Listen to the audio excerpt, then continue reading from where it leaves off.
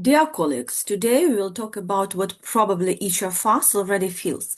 Education is changing rapidly, and we are not talking only about new technologies and digital tools, but about a completely different logic of the educational process, new thinking, and even a new role of the teacher. My name is Anna Kirpa. I am an associate professor, and we start. Some years ago, we could afford to believe that the main goal was to teach learners grammar, vocabulary, and certain communicative patterns. But this is not enough nowadays. Today, learners are expected to be able to act in real, unpredictable situations, communicate interculturally, think critically, work in teams, create, and not just reproduce. And this is where our conversation begins about modern educational trends and information communication technologies, which help to make teaching a foreign language not only effective, but also truly meaningful. But before we start, please share honestly in the comments under the video what level of your tech proficiency is. And at the end of the session, I do hope everyone would become more confident with digital tools and even fly high with ICTs in class. We will consider 5 trends that are shaping the face of education around the world today and are already gradually being integrated into Ukrainian schools. Ubiquitous learning, when learning goes beyond the classroom and becomes part of everyday life. Adaptive learning, which takes into account the individual pace, style, and needs of learners. Immersive learning, using VR and AR, which opens up new dimensions of experience for us. The STREAM approach, which combines language with other fields of knowledge. And of course, artificial intelligence, which today is becoming not a challenge, but an assistant to the teacher. We will not just discuss this concept theoretically. Our goal is to understand how exactly these trends can be practically implemented in teaching a foreign language, in particular, taking into account the Ukrainian context and realities of our schools and the opportunities we have nowadays. During the lecture, I will also offer several tools and platforms that will help implement these approaches even without large financial or technical resources. In the end, we will try to formulate together the answer to the question, what should a modern foreign language teacher be like in order not to simply respond to trends, but to be ahead of them? Let's start with perhaps the most philosophically profound term, ubiquity or ubiquitous learning, often shortened to U-learning. It comes from the Latin ubique, which means everywhere. And in education, it means a situation when learning is not limited to a class or a textbook. So it is a modern educational trend, meaning that learning can happen anytime, anywhere, supported by digital technologies. Our learners today learn everywhere and constantly, in transport, in a game, on the phone, on social networks, through subtitles, or music. Language literally surrounds them.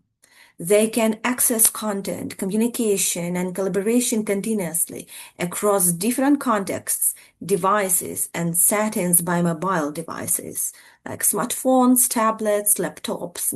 They could use cloud-based platforms, wireless internet, and digital ecosystems that support seamless transition between formal and informal learning. For a foreign language teacher, it is a limitless resource. We can use this ubiquity to maintain the language environment, create short mobile tasks, chats, online quests, audio podcasts for listening on the road. Language becomes not a subject, but a part of everyday life. How to implement this in a teaching a foreign language? Well, you can use mobile applications. You can create microtasks in messengers, for example, daily 5-minute order practices in a Telegram group. You can involve hybrid formats, podcasts, short videos, interactive maps, online discussions. But there is also a challenge. A learner can be everywhere and at the same time completely nowhere. Therefore, our task is to help the learner structure this flow of information, teach them to learn in a ubiquitous environment, distinguish deep learning from superficial content consumption. You can ask your learners to create their own digital diaries in English or any other foreign language, where they record observations on new words. I think this strengthens autonomy and motivation.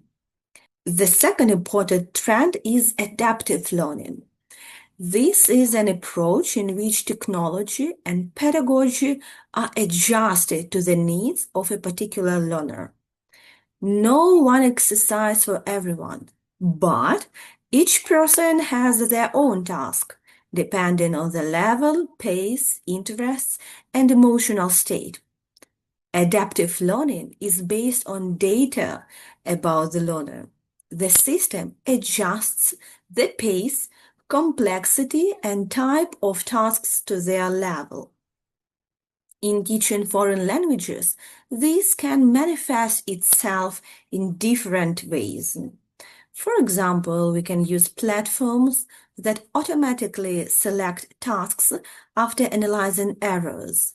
We can use individual routes for repeating vocabulary, or even interactive reading, where the learner chooses the level of difficulty of the text. Such technologies not only develop autonomy, but also reduce anxiety. The learner is not afraid to make mistakes because the system ensures him. For us educators, adaptive learning is not about replacing the teacher, but about a new format of collaboration between people and technology. We become mentors who analyze data, help the learner understand their weaknesses, and plan their learning consciously. How does it look in practice? Well, we can use a mixture of platforms like Google Classroom, Edpuzzle, and learning apps. They allow you to track how each learner performs their tasks. But a quick tip from me. Give your learners short reflection tasks after each lesson. What was the most interesting or what was the most difficult for me today? These answers will help you create personalized context. Also, I would like to pay your attention to the platform which has been elaborated by Ukrainian team. It is AI Test in UA, which is grounded on the adaptive learning approach. The third direction is immersive learning, or learning through immersion in virtual or augmented reality. Virtual and augmented reality make it possible to transport students into the context of another culture and communicative situation, even if they have never been abroad. Virtual reality takes us into a completely artificial space. For example, a tour to London or a visit to the Louvre Museum without leaving the classroom. Augmented reality, on the contrary, supplements our real world with virtual objects. For example, you point your smartphone at a painting and a description in English appears on the screen. Immersive technologies create the effect of presence, and the student experiences the language and not just learns it. These technologies allow you to train communication skills in context. For example, your students can order coffee in a virtual cafe, discuss paintings at the exhibition, travel the world without tickets and visas. Of course, virtual reality and augmented reality require equipment. But today, even a simple smartphone opens access to dozens of free AR or VR applications. How to use it in teaching a foreign language? Well, you can organize virtual trips to museum, cities, countries using free resources such as Google Arts and Culture, which can help you create interactive tours and to museums of the world. ThinkLink VR 360 can help you create your own VR tours with comments in a foreign language. Class VR has a free credit program for schools and teachers. To implement augmented reality, you can use the Merge Edu or Assembler Edu applications, where you can create objects with captions in a foreign language or practice vocabulary in real space. And most importantly, these technologies are not only impressive, but also increase motivation and make learning an emotional experience. And emotion, as we know, is a powerful engine of memorization. The fourth trend is the STREAM approach. Its acronym unites science, technology, reading, art, engineering, and mathematics. That is interdisciplinary thinking. STREAM expands the boundaries of the subject, combining language with other areas, natural sciences, art, technology, and even robotics. In language learning, STREAM manifests itself through project activities. Learners can create video experiments, present scientific discoveries in English, write instructions for their own inventions, discuss contemporary art in another language. Language here becomes not a goal, but a tool for understanding the world. The advantage of STREAM is that it teaches children to think critically, collaborate, and integrate knowledge. For us teachers, this is an opportunity to make a lesson not only about grammar, but about life through language. You may say that STREAM is similar to CLIL, Content Language Integrated Learning, and in many ways that's true. Both integrate subject learning with language development. However, they are not the same. CLIL is a teaching approach where students learn a subject such as science or art through a language, through a foreign language, developing both their language skills and subject knowledge. STREAM is a broader educational concept that brings together different fields to foster creativity, critical thinking, and practical application of knowledge. In fact, CLIL can be one of the methods used to implement the STREAM approach in language education. For example, when students study environmental issues in English, they can conduct small experiments and present their findings creatively. How to use the STREAM approach in a foreign language? Well, you can create a project-based lesson. For example, you may ask your student to design an eco-city, or you can ask them to invent a smart gadget or create a mini science show. You can integrate language with other subjects. While studying English, discuss physical phenomena, for example, or climate or technology art. The It Winning program perfectly embodies the STREAM approach in language learning. Through international collaboration projects, students use English or any other foreign language as a real communication tool to explore topics in science, technology, art, and mathematics. They create joint multimedia projects, exchange digital presentations, and discuss creative ideas with peers from other countries. Such activities integrate language learning with creativity and intercultural competence. In this way, Edwinian turns STREAM education into authentic, communicative, and meaningful learning experience. So, STREAM is not only about knowledge, but also about the 21st century thinking.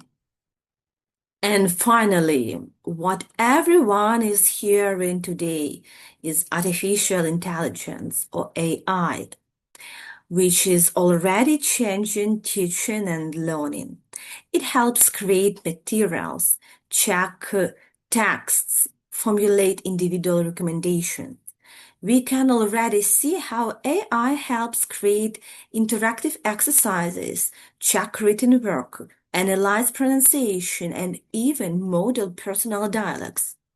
For students, it is an additional and free trainer.